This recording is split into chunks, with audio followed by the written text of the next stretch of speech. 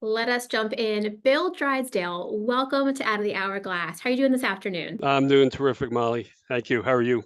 I'm doing great. Thank you for being here. We appreciate making this happen. I feel like it's a little bit overdue. You've been facilitating some of our groups now for a while, and I was like, we got to get more folks to know who Bill Drysdale is, and just because the impact that you make on groups that you work with and CEOs. So I'm excited to have you here. It's a long-winded way of Well, saying thank you. Thank you. And I'm excited. excited to be here as well. I appreciate it. Before we jump into the conversation, for those listeners who do not know you, can you please just give us a quick who you are, what you do, and where you're from? My name is Bill Drysdale. Thank you again for having me. I live in New York. I've been here all my life, about a half hour north of Manhattan. What I do, quite frankly, I'm someone that has the best job in the world. I get to work with business leaders across all different industries, all different shapes and sizes, profit, nonprofit, public, private. And I help leaders and companies really navigate the challenges that they have as a company or as leaders and Mhm. help them strategically, help them grow. And quite frankly, I'm part of many, many companies now, at least how I feel, Mhm. versus working with one. So I absolutely love what I do. That's awesome. I mean, the things that you were saying resonate obviously so much with what we do here at NOLA Consulting Group as well. We're so intrinsically linked with so many different businesses and, knowing the players on those teams. As we say, when the wins are winning, we feel great. When things are rough, we feel it too. We're not just feeling like what's the happenings at NOLA Consulting Group. We're feeling all the things that our clients are going Yeah. through. But it's pretty cool to be connected with so many businesses. And you are obviously a peer group facilitator for us here in Nolan Consulting Group. You coach or you facilitate some groups across masterminds, real estate, marketing, but you also have worked with a couple of our clients. We have some shared clients as well in the New York Yeah, area, absolutely. which is great because you understand the work that we do and the client base that we work with. Yeah, we certainly complement the things that we do, which is why it Yep. makes such a great partnership. And I love working with you in your organization. Specifically, to that point of what I do, other than just absolutely loving it, is Yeah. I'm an executive coach. I'm a strategic business advisor slash consultant, and there's a lot under that, which I could go into later if you like. As you mentioned, I am a peer advisory group leader, Hmm. facilitator, which I do with several of your clients and members, and I'm also a Vistage CEO chair, which is also peer advisory, but there's also leadership training and leadership development in there as well. Kind of you package that whole thing. So officially, I'm the principal of the TASA Group, which is my business advisory organization, which I formed about 8 years ago. Fantastic. You are the prime person then for today's topical conversation. And because you are immersed in the world of so many CEOs and are working with them through the highs and the lows within groups. So this discussion around, it's lonely at the top and isolation and the CEO, the weight of the CEO, I think it's going to resonate with a lot of our listeners, whether you're an owner or you're a CEO or you're a GM, whatever kind of responsibility that you are holding on within your organization, there's all weight behind it. And there's a lot of connection points, so regardless of where you're at in your organization, I do think this is also going to resonate, CEO or not. This term lonely at the top. So Yes. I found this on your LinkedIn, Okay. and so this is what, kind of where it got us here. But you shared that you didn't fully understand the phrase, it's lonely at the top, until you became GM of Fujifilm's $500 million digital camera business. Yes. Pretty big role to have. Take us back to that moment. When and how did that concept become real to you? How did it feel lonely? Yeah, that's terrific. So, just to give a little context, so I was in consumer electronics, digital imaging for over 30 years before I started my private practice, if you will, 8 years ago. In 1986 or so, I was in sales and marketing for a couple of years. And then I was recruited by Fujifilm, Mhm. where I joined Fuji as a product manager for a new category of audio tape. Now, I have to explain to my kids what audio tape is. I know. But yeah, Fujifilm audio tape. That was an easy job. Our But listeners should know what audio tape is. I think you've got the right market here. hey, don't date folks, please. Yeah. But I joined Fuji at that role. I was in my early 20s as a product manager. Right here in New York, in my backyard was the USA headquarters. So I joined the organization and I quickly got to know everybody. It Didn't matter whether it was our senior executives, our divisional GMs, management, mailroom services support. I was doing rotisserie baseball with GMs of different divisions. So I really got to know everybody. And it was just a Mhm. terrific time also growing up. And I was at Fuji for 20 years. Then I had a great opportunity where I was tabbed to build and lead Fuji's digital camera division, which we did build into, as you mentioned, a $500 million business. So I became the VP GM, which in essence is the president, fully functional business unit, sales, marketing, finance, repair, et cetera, et cetera. After being there for over 15 years, and actually the office even moved to where I grew up, Valhalla, my backyard. All of a sudden now I'm leading this huge business. And I'm like, wow, How did I get here? not only how did I get here, but who do I lean on? I climbed the corporate ladder. I was tabbed to build this business exponentially. Now I'm here. I really feel isolated. So who did I really have? It wasn't that I was lonely, I didn't have people to talk to, but who did I really have to talk about those critical, important decisions? Those things that I, as the leader of the team, had to decide upon. No one else really carried the same weight. I didn't have the number of people, the people really to confide in, because quite frankly, also other folks that work with you, they have agendas, right? They look for budget Right. for their job or for their role.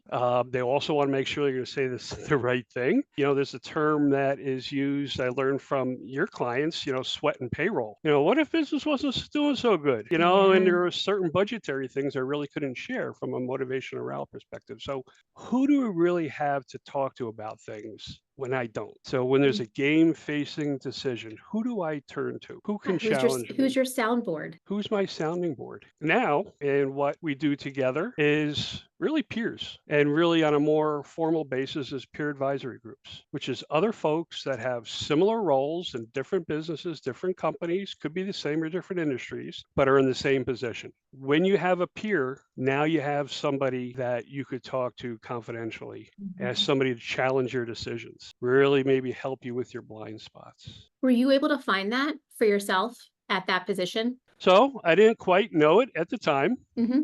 I was, pretty young in this role. So, I felt that I had to shoulder the weight, what I now call how to carry that heavy backpack.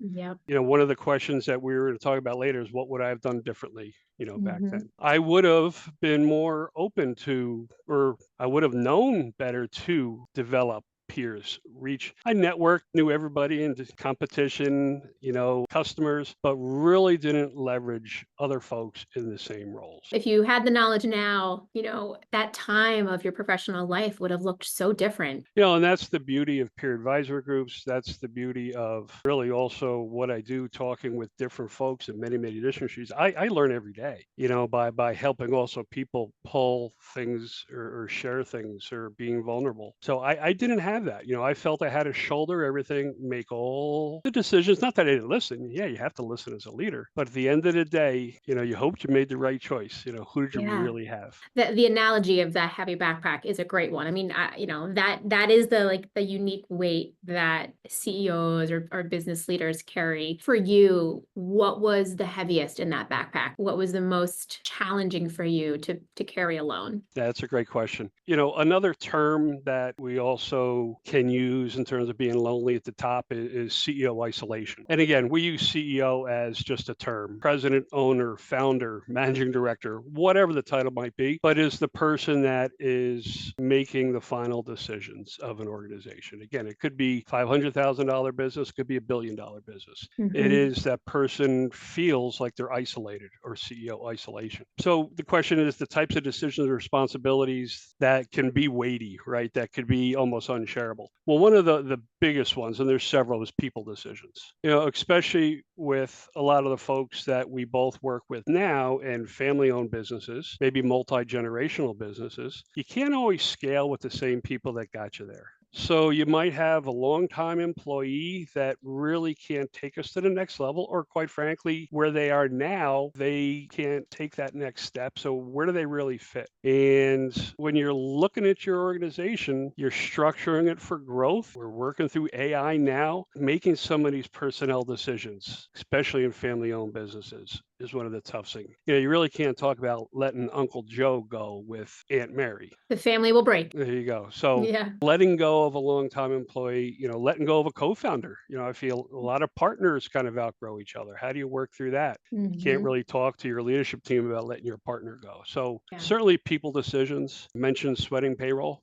financial strain, cash flow management. I feel strongly that leaders need to be transparent, open and honest. But with that said, there's also certain things with payroll, with investor pressure, certainly declining maybe emergency funds, that who do you really talk to? You're not necessarily maybe going to talk to your director of ops regarding financial strain and cash flow. And a third one is legal, ethical, or PR related issues. Maybe your attorney, maybe your HR person, but you're going to get really the by the book answers. So those, I think, Molly, are three of the biggest. There's many, but Yeah. those are big issues that it's tough really to talk internally, where you really need a sounding board elsewhere. And where do you find that? And do you see those among the others kind of rise to the top of conversations in the peer groups that you facilitate? People, people, and people we talk Mhm. about. And truth be told, I have had conversations in peer groups about how to eliminate an uncle, how to leave or how to separate from your partner who's been your childhood friend multiple Mhm. times. So people, especially when you're at the top, your focus is vision, strategy, and organization and people and culture. So it's heavily focused in people and the finances. So yeah. Yeah, I mean, we always say managing people it's always harder than you think. And it never stops. Yeah. Even when you think you've dialed it in, because everybody's different and you Yeah. gotta, and managing to that. For those that, that don't lean into the peer group advisory world and really and try to go through this CEO role alone in isolation, really. Yes. you know, I'm sure that you have seen in your many years of working with different organizations and even, being in that place yourself, it can't be one, it can't be healthy. It can't be the most efficient and productive way to be Right on. operating a business. How does this isolation typically manifest itself? Like, how can you identify when a CEO is really struggling? Well, you hit two huge things of what happens when a CEO leader stays isolated. It delays decision making. Number one, how many times, even with peer groups, even with one on one executive coaching, which we both do, and we talk about people and the client leaves with, yeah, you know what? I understand this. We don't tell people what to do. We help them realize and understand it and talk Yep. about it. And they leave, you know what? I got to make that change. And then you'll follow up a week later. Yeah, I still kind of haven't done that yet. With peer groups, you get more of that input. Like, look, it's really time. You have to make that change. So by staying isolated, it delays decision making. But also, I think you mentioned emotional fatigue, burnout. Yeah. Yeah. You're carrying the weight of these decisions. And a question that I ask in peer groups is, okay, folks, what's a decision that you're procrastinating on? Well, the heads go down. Oh, They because know, they know. they all Yeah. have several of them. It's like, oh Yeah. man, Bill, you're going to ask us to share one. And Yeah. then typically, there we go. Now we got some real meaty things to talk about. Yeah. So, one of the things you could see is certainly cognitive signs, this indecisiveness of CEOs, this overthinking, this delay of decision making. And businesses, especially now, I mean, if we're not moving, if we're not changing, if we're not staying ahead of competition, if we're dragging our feet, it's going to impact the business in a major, major way. Yeah. But also emotional behavior. What we do, we also unofficially are almost like psychologists. We see folks withdrawing, Mhm.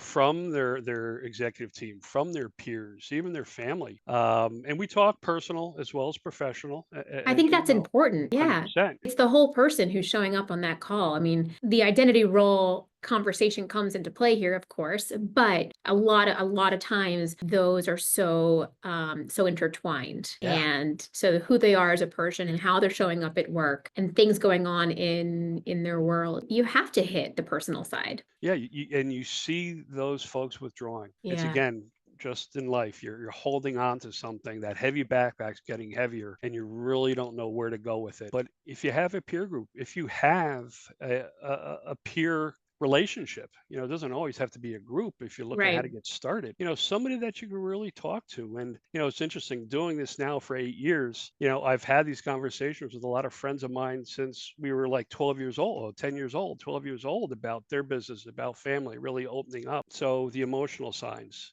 And also the impact on the organization. When you're sweating a lot of this, you also tend to micromanage a little because the Mm. business is maybe struggling a little bit, or we're not making some changes, or morale is going down. So then we tend to micromanage instead of monitor and letting people flourish. So there's a significant cost to the business, and there's significant cost to the leader. Burnout, mental health strain.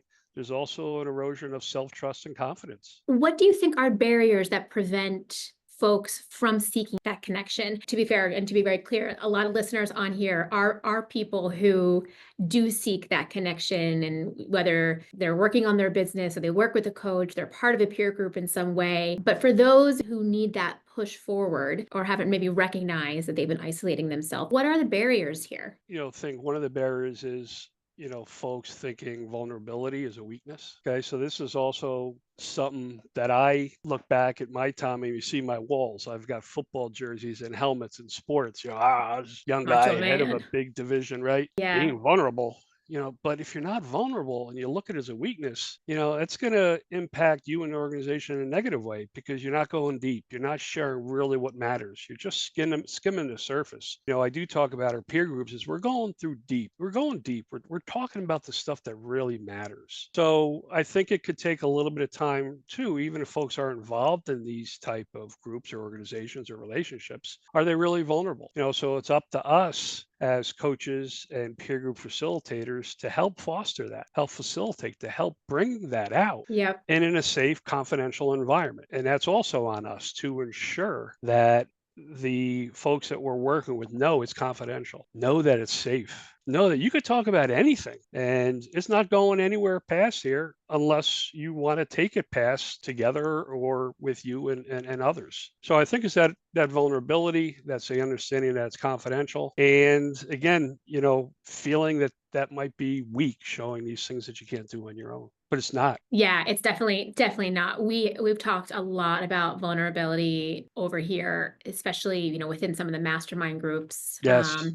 One of the retreats that we did recently talked about vulnerability, and it's a superpower. If you can be vulnerable with your people, it is so impactful on the business. Yeah, and when they make a decision, an organization change, whatever is for performance, for restructuring, for the future, how often do we hear, man, what took me so long to do that? Mhm. And that's with a peer group. Imagine what it would be if they were trying to go at it alone. It probably wouldn't happen, or if eventually did, it might be too late. Well, that actually brings me into kind of the next part of my conversation here is, the things that you have seen, the impacts of the work that you have done. I mean, you facilitate several CEO and senior executive groups. Being part of Vistage is obviously a big part of that. What transformations have you witnessed Mm. through that time when someone has realized maybe they're new to this environment, or they're new to this kind of peer group world?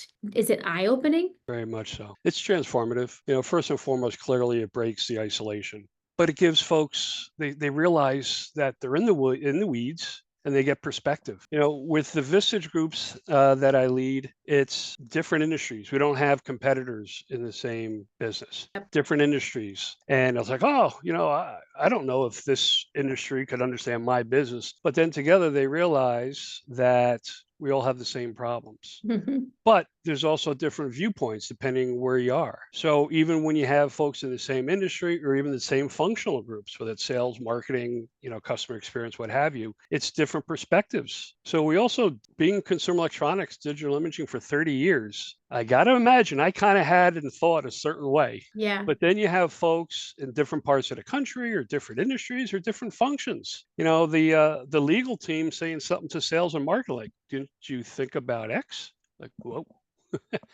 So you get a whole different perspective, and just learning from other people and their experiences and what they would do if they were in your shoes. But also, there's a sense now of accountability. When I led Fuji's business or Manfrotto's business in the US, I still ultimately had a global CEO that I reported to. But still, at the end of the day, I was really left to deliver on the numbers. So I had to hold myself accountable for doing certain things. And as a leader, we could get tired too if it's been raining for, 30 days out of Oh my God, 31 I days this know. month in this Oh, area. But you could get down a little bit. But when you're with a peer group or a coach or again, just with others, you also gain a sense of accountability because you've committed to certain things, you're going to do certain things. And other folks is like, hey, Molly, how did that go by making that change or moving this in your marketing team or using hmm. a new platform. So there's also a sense of accountability, which drives you because you want to be Totally. successful. Yeah, no one wants to show up to your group to share what they haven't done since the last call. Yeah, I mean,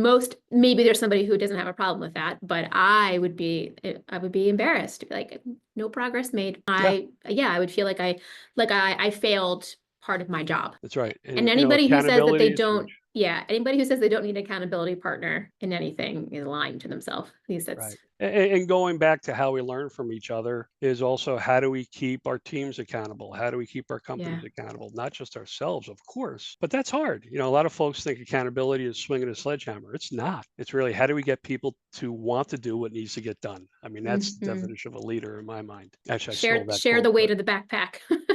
yeah, exactly. Yeah. But this is also how we learn other techniques and tactics to hold folks accountable, including us. Do you have a story or two or an example of where you saw, without obviously naming names or companies, where Hmm. you saw, a problem being brought into a group and the change that the advice given, what the impact made or how it changed a leadership practice? Several, Oh, good. several of I them. love Yeah. examples. So I have many on organizational structure and people that are no longer fits and such. And if we have time, I'll jump into that. But let me talk about one in the very beginning. And this gentleman who will be nameless, who will know who he is if he listens to Hmm. this, and he shares this story all the time. He owned his own business. He purchased it from a leader in the field, and he pretty much started running the business the same way and used a lot of 1099.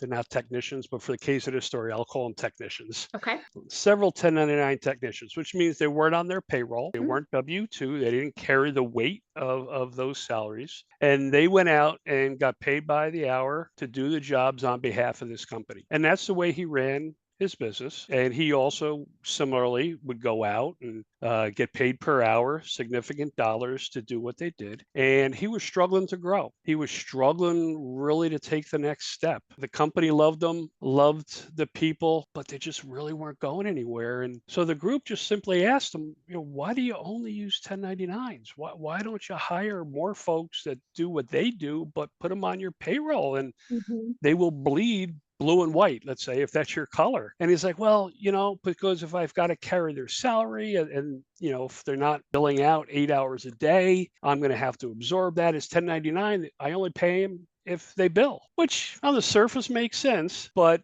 believe me, it was a much deeper, longer conversation than we'll have here. But he came out of there with an aha moment with 12 other people, that's bigger than that, maybe 14 other people sharing with him the power and the benefits of shifting that ratio of 1099 and W-2 to more W-2 and less consultants, if you will.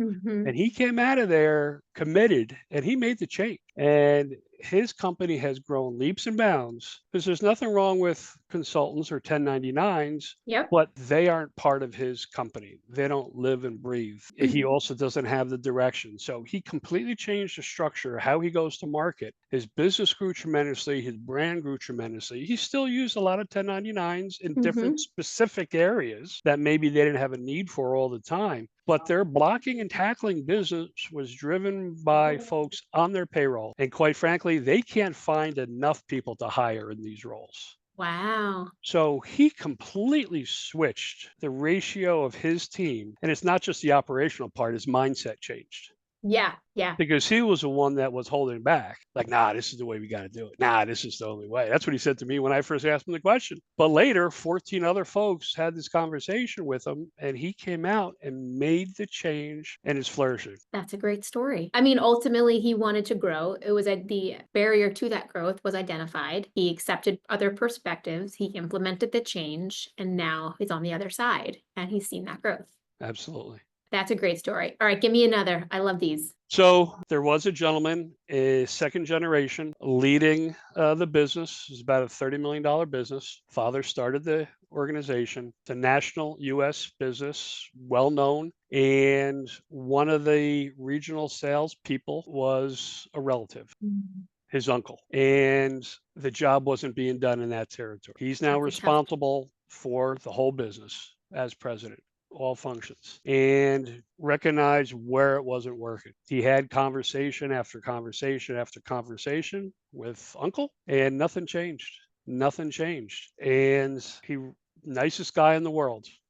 He was the nice CEO facing a really tough personnel decision. Similarly, had conversation with the group. And of course, it's a little easier for the group to say, you got to make a change. Right. They're Get not the him one out of having to do there. it. Yeah, for Exactly. sure. But that conversation was had over a couple monthly meetings, and everything from the why to the what difference would it mean to how do you talk to dad, how do you talk to uncle, and he had that conversation and made the change. Good for him. And ultimately, it was difficult. It wasn't easy. Can we say there wasn't some hard feelings? Probably not. But the business, what the group also said to him was, look, you have to think about the other 60 people in the organization too. Okay. So we've got to also make these tough decisions because the company is also supporting many other families. We're looking to grow, and one region clearly is not happening, and the legs of leadership are being cut out. So for all these reasons, it was the correct move. Helped them really with the emotional part of having the conversation. He got it. He knew he had to do it, but it was really, how do I do it? Yeah,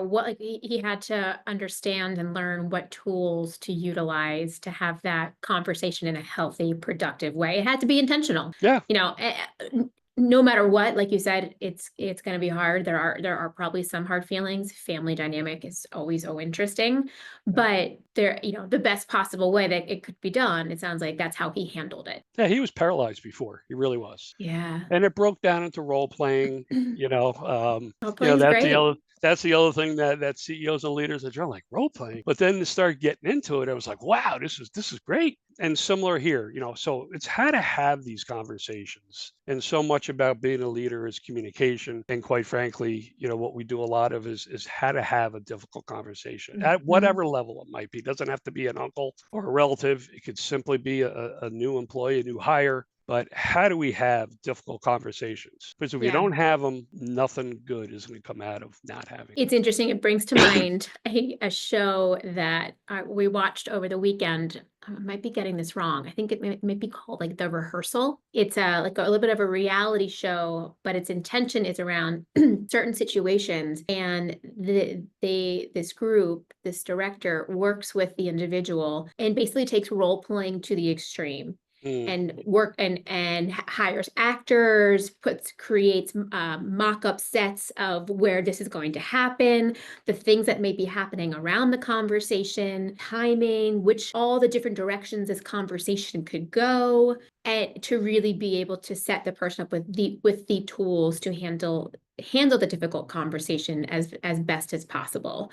So it's an extreme version of role playing, but Yes. it proves the point.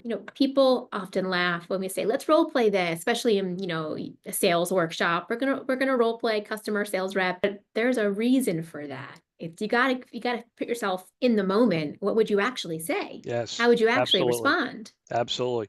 I just finished a 6-month leadership training program with a very large construction company. Senior construction executives, never been through any sort of formal business leadership training. So can you imagine when I brought up role playing to that group? Oh Lord, they're probably like, Yes. get out, The, Bill. the daggers, the Yeah. daggers. Now I introduced it in day one because it's such an important part of training and leadership. There's a little hesitancy at first, especially when I had them record one-on-one. Yeah. But it was so hard for them, they then respected it. And they then got it and understood it. And it helped so much. And I quite frankly also give the analogy of, look, with sports, look, we don't go into a game without practicing. We have scrimmages, which Right. is role playing. That is absolutely role My playing. daughter's a dancer. They have dress rehearsals. They don't Yep. just all of a sudden say, okay, let's have this difficult dance. Go do it in front of 500 people. There's scrimmages, there's dress rehearsals, there's practices. When I was running Fuji, if we're going to see Best Buy, we don't just like, okay, all 5 of us are going and let's go get it. We figured out ahead of time. You walk through it, you play the what ifs. It's the Mhm. same thing. We do it Yep. every day. Just kind of has a little different name, or say, hey, Molly, think of a conversation you should be having that you're not. Let's bring it up. Now let's play. I'll play one and you play the other, and let's see how it looks. And it's so much healthier doing that with another real life human than doing it in your head. Because I think sometimes we 100%. often will role play a situation in our head and think that that is enough. When the reality is, our head can be the cruelest thing to us sometimes. The head trash or the Yes. assumptions that we've made about how things are going to go, or the stories we've told ourselves about how that person is going to show up. It is role playing in your head is not productive. Grab yourself No. another human to do that with. Exactly, because it is still your own mind, your own perspective, Yeah, which we're talking a lot about peers here, but even in role playing, you are getting another perspective. yeah. Simple terms, I'll be that person that takes an extra 20 minutes for lunch every day and you're not addressing it because you don't want to hurt that person's feelings or whatever. Well, I might sling a little something different than your own head might think that they might come back. Like I'm taking Mhm. care of my elderly mother that has panic attacks every day. Boom. Yeah, and then how are you gonna respond to that? Boom. Yeah. I Right. mean, I thought you were just out there hanging out and having ice cream by the lake. right. So yeah. So again, it's that different perspectives, it's that learning, but it's also the feedback Mhm. and it's the practice. And so, yeah, and so the feedback component, I wanna bring that back to the peer group world. Yeah. We peer groups are an interesting term. And we run here at Nolan Consulting Group. We have over 20 peer groups that are happening every month, from business owner mastermind groups to marketing to real estate to safety, sales, field. There's a lot of peer group connection happening. However, I don't think everybody understands what it actually means to be part of a peer group. It is a give and a take. People have to come in with the right mindset. How do you set ground rules for that? How do you create an atmosphere where folks are coming to give their all to everybody else in the room? So maybe to take a little step back, peer groups are not the same as networking groups. Thank you for making that statement because that is so true. Totally different. And we could Yep. probably spend 15, 20 minutes on that. But quite frankly, the purpose of a peer advisory group, and I like to put the advisory part in there because that's really kind of what's happening. A peer advisory group and a networking group, two different purposes. There's different structure. Mhm. There's a different depth of interaction, and there's certainly a hell of a different commitment. Networking groups have their place. Of course they do, but it's not peer advisory. So the whole purpose, the whole structure, the whole depth of interaction, the whole commitment. And quite frankly, too, through Vistage, when I am responsible for building the peer advisory group and the groups that I work with you and your team on, Mhm. marketing, real estate, and a mastermind, which I love, by the Mhm. way. We also have to ensure that the person in that group is the right fit Yes. because it is a team. And when we facilitate a peer group, yeah, there's a role that the facilitator and the leader of the group plays, but it's really about the other people and making sure that they're sharing, that we're pulling it out of their head, that they're willing to be open-minded, that they're respectful, that they're willing to share. So there's characteristics that we got to really make sure a member or a potential member has Mhm. before we invite them to the group. Yep. So within Vistage, they can't just go online and become a member of the group. We have conversation and we talk about a mutual fit, and then it's an invite and maybe not an acceptance or not an invite. And it's the same with the peer groups at Nolan. Yep. I know we got to make sure that the fit is right on both sides Yep. because within peer group, as I mentioned, You have to be open-minded. You have to be willing to give is willing to get. You need energy, you need passion. Look, you also have to be growth-minded. If you're third generation and your business is just doing X and you're living a nice life and all's good in the world, and I'm not worried about growing. I don't care about AI.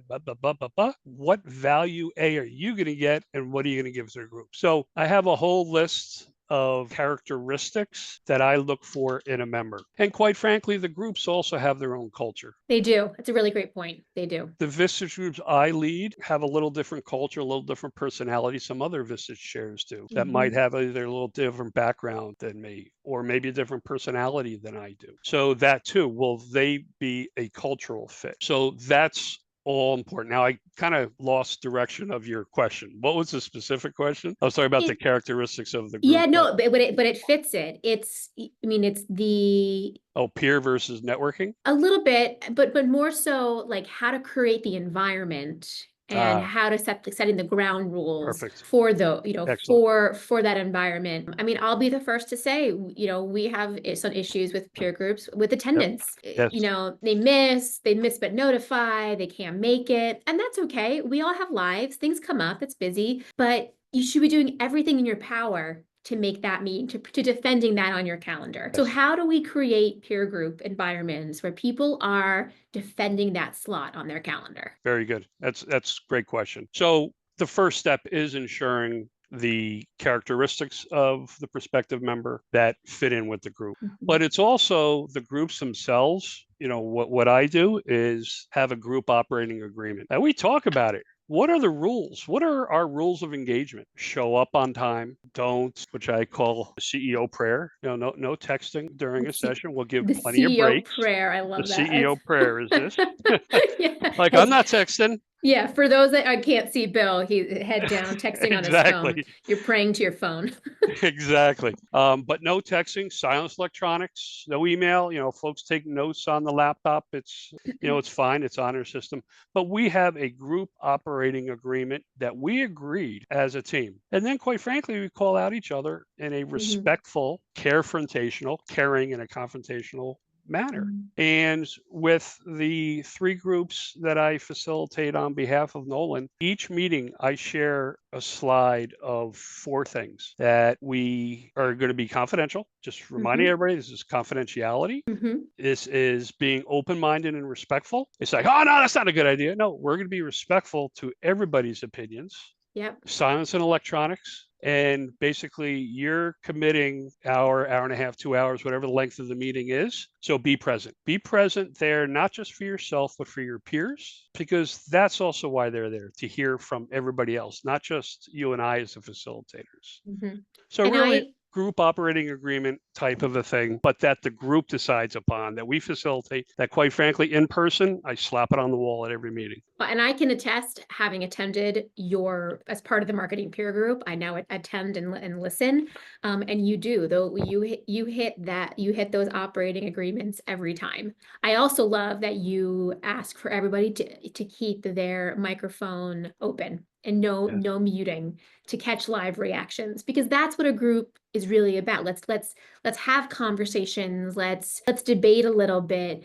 If we're all sitting behind mic'd or muted mics, that's like sitting in a room with like tape over our mouths. Or the camera off. Doesn't work. Like everybody behind a sheet or something. Yeah. Put your camera on. Look, I just saw a beautiful engaged smile from you. If your camera is off, you'd never know. Never would know. So there are separate things for Zoom. Perfect. Yeah, I wasn't even going down that path, but there as well. Cameras need to stay on. And unless you have dogs barking or lawn mowers going, mute, because we want to get the laughter. We want to get the immediate reaction. So keep your mic open. It's challenging.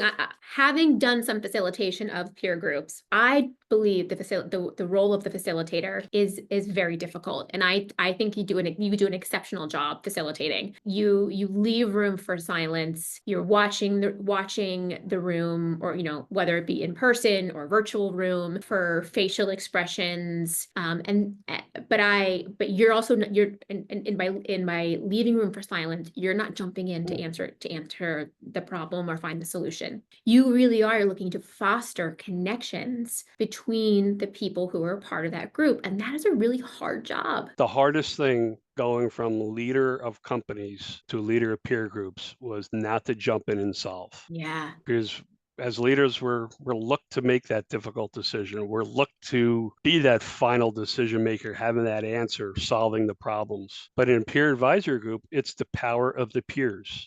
It's Mhm. our role as facilitators to engage everybody in that conversation, to get 14 differing, doesn't have to be different, but different opinions from 14 different folks, and to facilitate. Not jumping in and solving right out of the gate is one of the hardest things to do, transitioning to do what you and I do. Yeah. But it's the power of the peers. We need to do what we need to do to have a strong, powerful, engaged group. Then it's the power of the peers, it's the confidentiality, it's the vulnerability, and being vulnerable then also and confidential also leads to trust. Yes. You have trust in your group, now you have allies. Now you have somebody that you're not going to hesitate to pick up the phone and say, Molly, man, I just got hit with this margin issue.